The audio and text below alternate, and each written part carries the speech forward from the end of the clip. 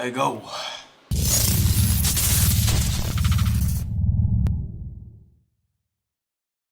What's up, guys? Welcome back to another video on the channel, man. UFC 283 is this weekend.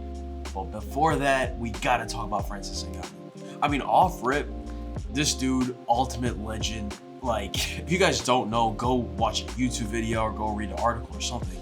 But for Francis's story, just how he came up, what he's gone through, it's truly incredible.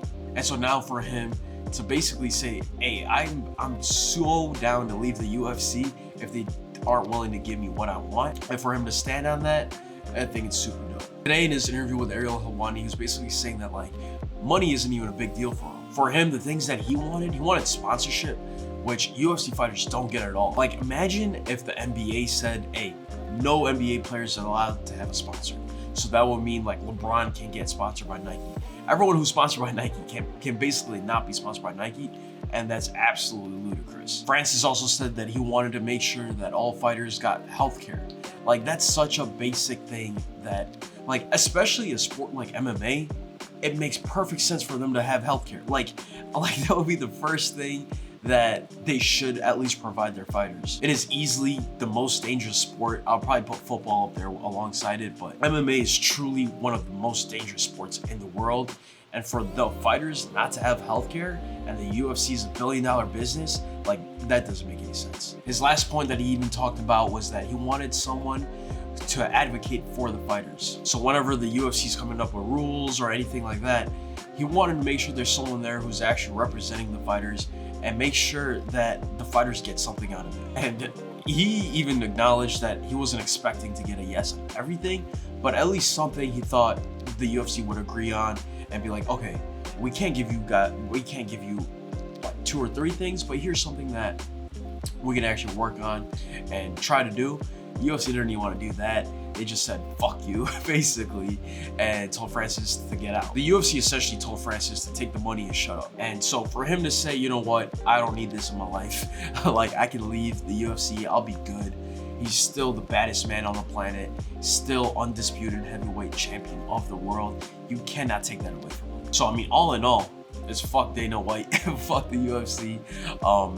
Like my thinking is, when you're a $1 billion company, I don't understand how you can't give your fighters the most basic things. Like, especially something like healthcare should 1000% be given to all of your fighters. Like, obviously the champions and like the top fighters can afford healthcare, they can pay for it themselves. But the fighters who've just joined the UFC, who are like still on like 12K pay, they should 100% be given free healthcare. But anyway, moving forward, what Francis should do, I think it would be super dope if he signs to a PFL, a Bellator, even one, and like literally any other MMA organization. It'd be super cool to see, and I think it'd be amazing for the said organization, just because now whenever Francis fights, there's definitely gonna be eyes, and now if it's in a different organization, that organization is gonna gain a bunch of eyes, a bunch of publicity, a bunch of national media, all that stuff. And when there's more competition, that's obviously gonna be amazing for the sport. He also talked about boxing in the future,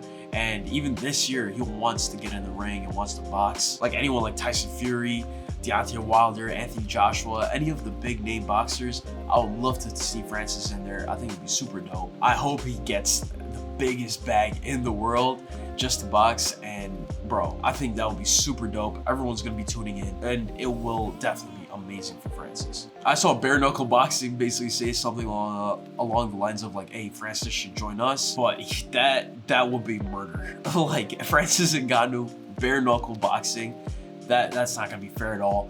I don't want to see someone die in the ring. So he should, if anything, don't do bare knuckle, do literally anything else, bro. But make sure he needs at least a 4-ounce glove, like at the very least. But yeah, man, I just wanted to cover this super quickly before we got into UFC 283, and essentially say like, yo, all the respect in the world for Francis, just as a human, man. Like, definitely go check out his interview with Ariel. He was just dropping gems on there. He was basically like, yo, I've been through so much shit. This is nothing compared to all that. And just the way he's moved, just the way he's talked, utmost respect. Shout out Francis. Oh man, UFC 283. This is about to be so lit, man. So I'm gonna quickly just cover the top 3 fights. All right, boom.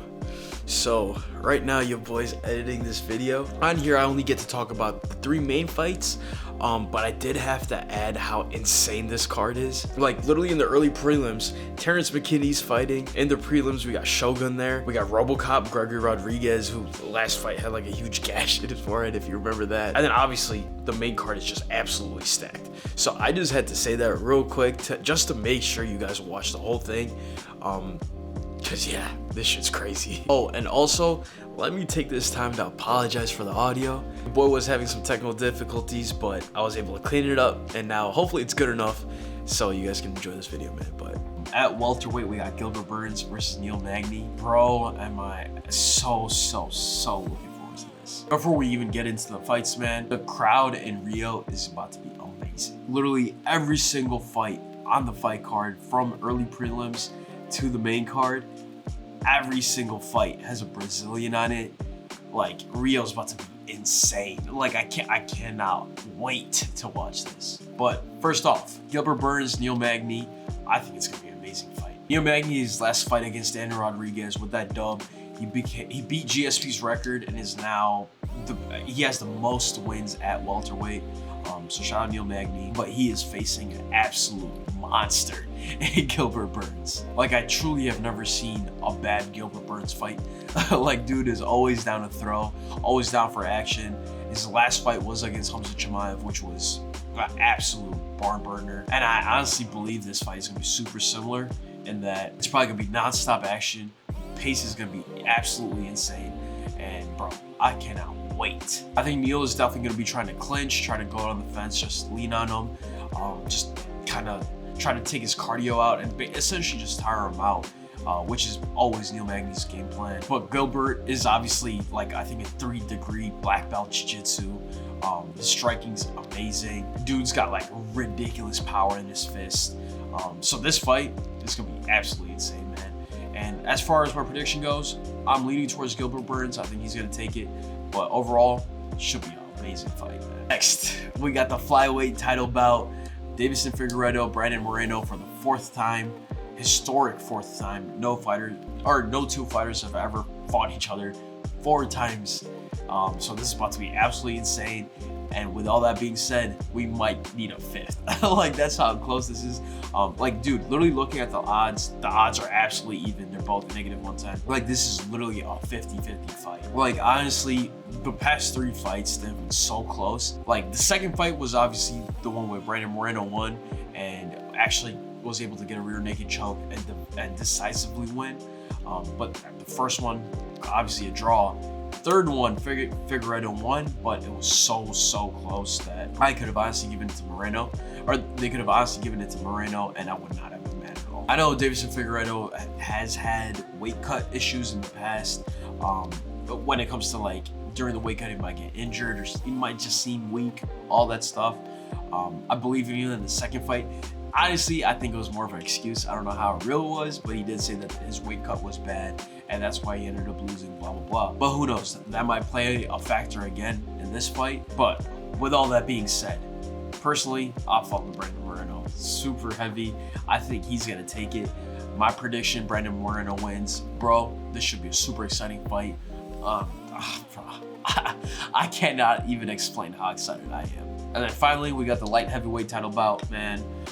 Glover Teixeira, Jamal Hill. Honestly, I think if Glover wins, I would love to see him just retire, just get the belt back, just retire in Rio. I think that would be super cool. I think it would be a great moment. But I think Jamal Hill is just an absolute beast. I'm really excited to see how Jamal Hill even defends against all of Glover's takedowns, because when it comes to striking, Jamal Hill 1000% has an advantage.